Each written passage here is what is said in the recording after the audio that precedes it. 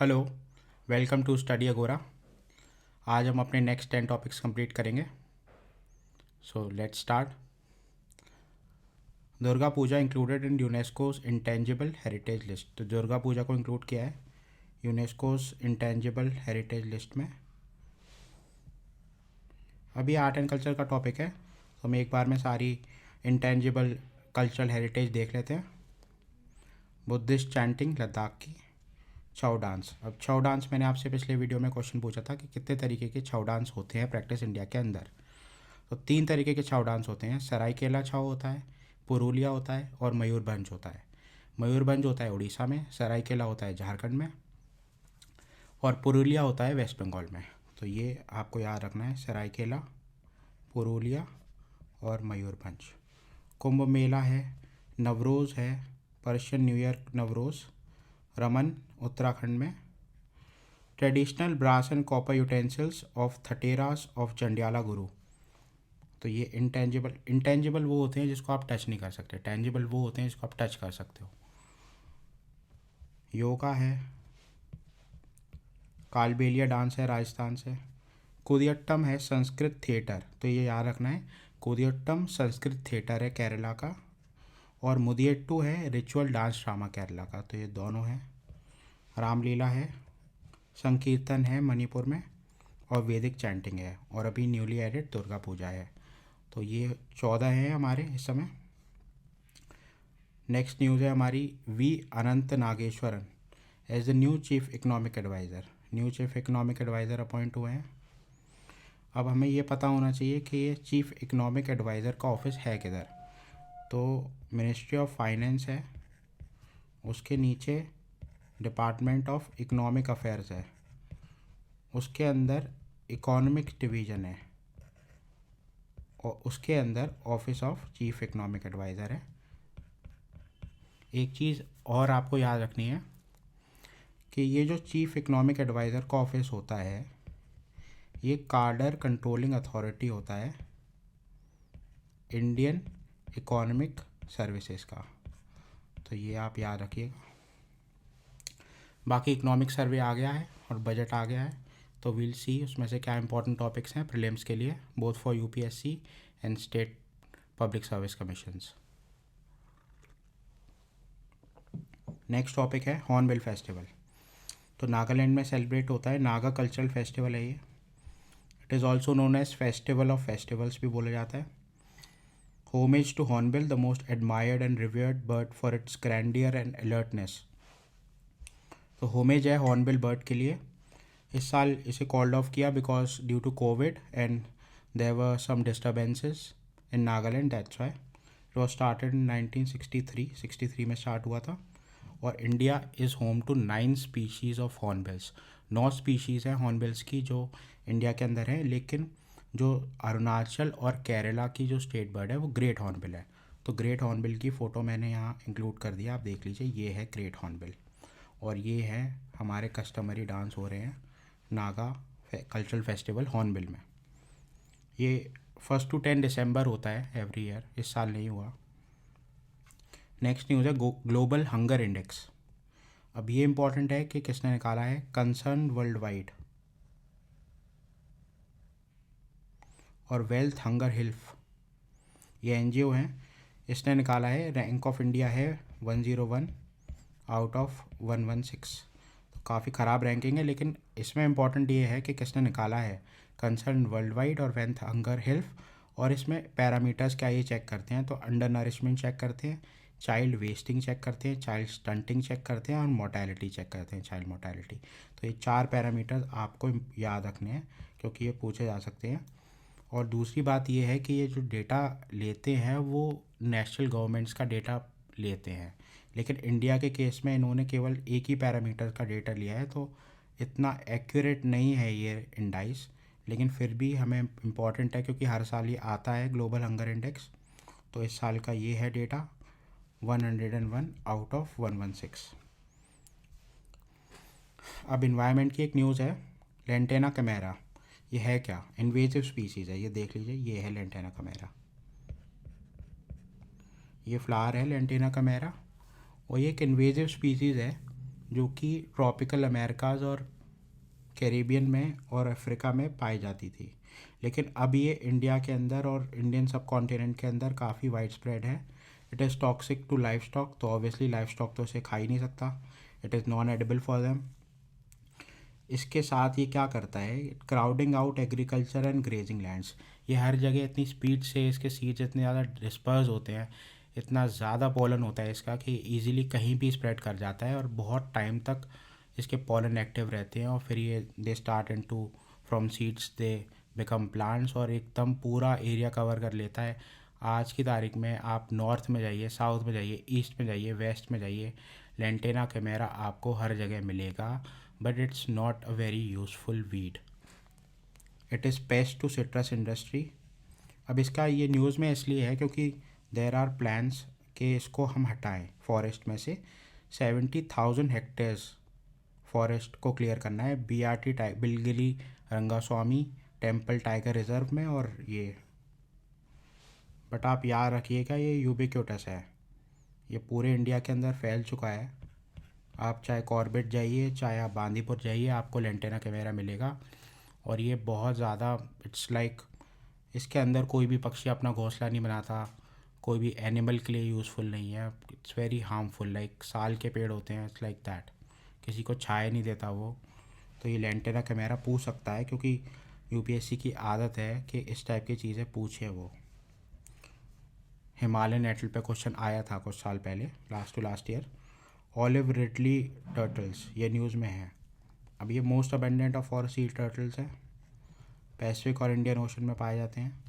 Known for the mass nesting arribada, तो ये term आप याद रखना, अरीबादा। तो ये मास नेस्टिंग करती हैं फीमेल्स। इंडिया में 3 साइट्स हैं, गहिर माता, ऋषिकुल्या और देवी रिवर माउथ। और IUCN वनरेबल है, ये याद रखना है, olive ridley sea turtles. Art and culture की एक न्यूज़ है छोटी सी।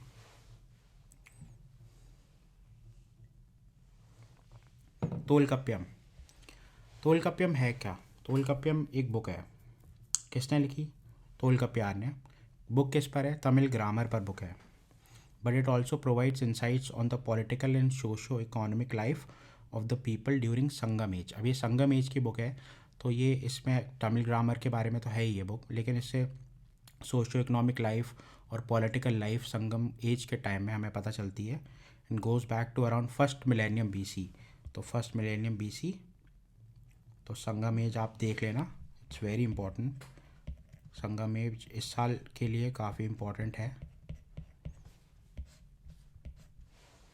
एक फैक्ट्स देख लेना कि फर्स्ट संगम कब हुआ था, मदुरई में हुआ था, कपड़ापुरम में हुआ था, किधर हुआ था, ये आपको देखना है, इम्पॉर्टेंट है ये आपके लिए। पैगासस इसलिए न्यूज़ में है क्योंकि न्यूयॉर्क टाइम्स में कोई रिपोर्ट निकली है। अब ये पैगासस है क्या, हमें हमें जानने के लिए इम्पोर्टेंट ये है कि एक स्पाईवेयर है, इसको डेवलप किया है इसराइल की NSO ग्रुप ने। अब ये ज़ीरो क्लिक अटैक्स करता है। इसका मतलब कि जैसे अगर पैगासस ने मेरे मोबाइल पर कनेक्ट किया, अगर अटैक किया, तो ये एक तो ये सब तो कर ही सकता है कि it can read text messages, calls को ट्रैक कर सकता है, आपके पासवर्ड्स कलेक्ट कर सकता है, आपकी बैंकिंग डिटेल्स कलेक्ट कर सकता है, लोकेशन ट्रैक कर सकता है आपकी, आपका माइक्रोफोन और कैमरा एक्सेस कर सकता है। तो ये प्राइवेसी में काफ़ी एक खनन की तरीके से, मतलब इट्स लाइक एंटी प्राइवेसी, आपकी सारी प्राइवेसी ये आपको देख सकता है, सुन भी सकता है, आपकी चीज़ें देख सकता है आपके बिना परमिशन के। तो इससे प्राइवेसी को काफ़ी ख़तरा था। और रिसेंटली न्यूज़ में इसलिए था क्योंकि काफ़ी सारे जर्नलिस्ट, पॉलिटिशियंस, इवन जजेस और इम्पॉर्टेंट ओपोनेंट्स, इनकी काफ़ी बिजनेसमैन, इनकी काफ़ी फ़ोन टैपिंग वगैरह की गई थी। लेकिन पैगासस से आप इनकी पर्सनल इन्फॉर्मेशन भी ले सकते हैं। तो पैगासस इसलिए न्यूज़ में था। तो ये बस हमें इतना पता होना चाहिए कि NSO ग्रुप इसराइल ने बनाया था, ज़ीरो क्लिक अटैक्स भी कर सकता है ये। कोई भी डॉक्यूमेंट ये आपके फ़ोन के अंदर स्लाइड प्लांट कर सकता है और फिर it's like it's a very serious thing. And इसकी वजह से काफ़ी अपरोर भी हो रहा है और प्रिविलेज मोशन भी पास हुए हैं इसकी वजह से पार्लियामेंट के अंदर। तो ये हमें याद करना है बस इतना पैगासस। ऑस्ट्रेलियन ओपन स्पोर्ट्स में इस साल 3 क्वेश्चन आए हैं, तो स्पोर्ट्स थोड़ा देखना है हमें। ऑस्ट्रेलियन ओपन हो रहा है, उसमें मेन सिंगल फाइनल में राफेल नदाल ने दानिल मेदवेदेव को डिफीट किया है। तो ये बस इतना सा न्यूज़ आप देख लेना। सारे विंबलडन देख लेना कि कौन कौन से होते हैं, यूएस ओपन कब होता है, ऑस्ट्रेलियन कब होता है। North Korea testing Hwasong 12 ballistic missile. अब ये इंटरमीडिएट रेंज बैलिस्टिक मिसाइल है। अब ये न्यूज़ में इसलिए है क्योंकि एक तो नॉर्थ कोरिया ने ये मिसाइल टेस्ट करी है, तो उसका नाम हमें पता होना चाहिए, हवासोंग 12। दूसरी बात इसलिए न्यूज़ में है क्योंकि अभी रशिया और यूक्रेन के टेंशन्स चल रहे हैं। डायरेक्टली बोले तो रशिया और वेस्ट नेटो एलाइज के टेंशन चल रहे हैं। तो रशिया ने यूक्रेन को घेरा हुआ है, right from Belarus to the west of Ukraine, to the east of Ukraine, और फिर नीचे क्राइमिया में भी। तो उनकी ग्रेटर देन 1,20,000 फोर्सेज डिप्लॉयड हैं वहाँ। They have set up army hospitals over there. तो there are very high chances कि वो इन्वेट करे यूक्रेन को, क्योंकि उन्होंने 2014 में क्रीमिया को इन्वेट किया था और उसको अनेक्स किया था बाय फोर्स। और ऑलरेडी ईस्ट यूक्रेन के अंदर pro Russian rebels they are fighting with the Ukrainians. तो ये इशू इसलिए हो रहा है क्योंकि अब हमारे पढ़ने के लिए इसमें ये है, क्योंकि अभी आपको पता होगा कि जर्मनी यूक्रेन को they are not supplying them weapons and food stuff. क्यों नहीं कर रहा? इसलिए नहीं कर रहा क्योंकि उनकी डील है रशिया के साथ, नॉर्थ स्ट्रीम जो गैस पाइपलाइन है। क्योंकि आपको पता है कि रशिया एक मेजर गैस और ऑयल एक्सपोर्टर है। बहुत सारी गैस और ऑयल रिजर्व्स हैं उसके पास, और वो बहुत बड़ा एक्सपोर्टर है।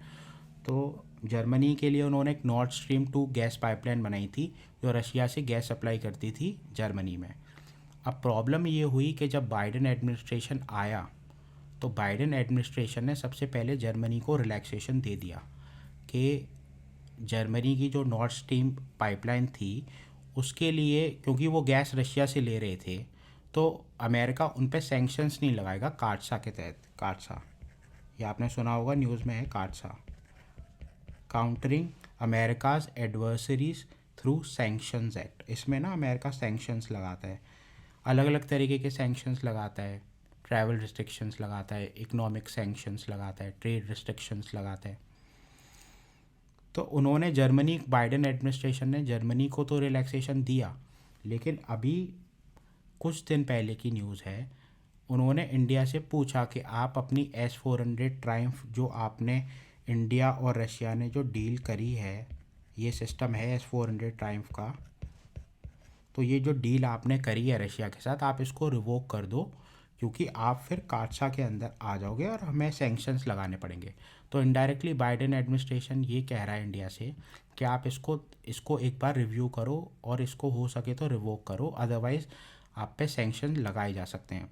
तो इंडिया ने यूएस को एक रिप्लाई दिया है इसका कि देखो सर, कि आपके जो रिलेशंस हैं यूएस और रशिया रिलेशंस हैं, वो इंडिया और रशिया रिलेशन से थोड़े डिफरेंट है, क्योंकि हमारी उनकी रशिया के साथ स्ट्रैटेजिक पार्टनरशिप है। तो they will support us in case we are attacked, और ऐसा हुआ भी था 71 में। तो अभी क्या है कि इंडिया ये बोल रहा है कि एक तो हमें सिक्योरिटी का इशू है, बिकॉज वी नीड वेपन्स, क्योंकि हमारा इस समय प्रॉब्लम है चाइना के साथ, क्योंकि China is sitting right on top of us, और क्योंकि हमें वेपन्स चाहिए और हमें एक लिमिटेड क्वांटिटी में वेपन्स चाहिए कि इतना we can not afford very expensive weapons, that's why we are dependent on them, और we have our independent foreign policy regarding it. तो ये डिप्लोमेसी का थोड़ा इसके अंदर है इशू कि रशिया भी चाह रहा है, इनडायरेक्टली पुतिन एडमिनिस्ट्रेशन ये चाह रहा है कि वो नेटो के एलाइज को थोड़ा डरा के रखे कि वो अपनी ज़्यादा इन्वॉल्वमेंट यूक्रेन और बेलारूस वगैरह में ना बढ़ाएं, और इसलिए वो इनडायरेक्टली प्रेशराइज भी कर रहा है कि वील इन्वेड यूक्रेन, बट हो सकता है वो ना भी करे और हो सकता है वो कर भी दे, बिकॉज अब ये तो हमें आगे जाके देखना पड़ेगा कि क्या होता है। लेकिन आज की खबर ये है कि Germany is indirectly not supporting Ukraine, because आपको पता है कि दे आर डिपेंडेंट। लेकिन अभी एक डेवलपमेंट ये हुआ है कि अमेरिका में कतर का एक फॉरेन डिप्लोमेट अमेरिका में आया है और जर्मनी का एक ऑफिशियल यूएस में दे आर मीटिंग। तो कतर और जर्मनी, अब अमेरिका कतर से ये पूछेगा कि अगर अटैक होता है और नॉर्थ स्ट्रीम पे गैस सप्लाई नहीं होती है तो आप यूरोप और जर्मनी को गैस सप्लाई कर पाओगे, क्योंकि कतर भी काफ़ी बड़ा एक्सपोर्टर है नेचुरल गैस का। तो ये अभी एक न्यू डेवलपमेंट हो रहा है, ये मैंने आपको बताया है।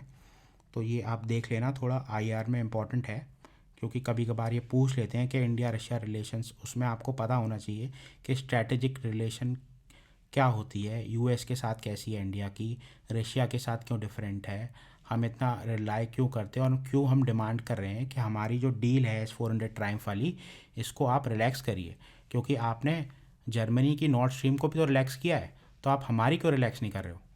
तो बस इतना ही इशू है। आगे मैं आपको और अपडेट दूंगा इसके बारे में, अगर रशिया यूक्रेन क्राइसिस के ऊपर कुछ नया आता है तो मैं आपको बताऊंगा।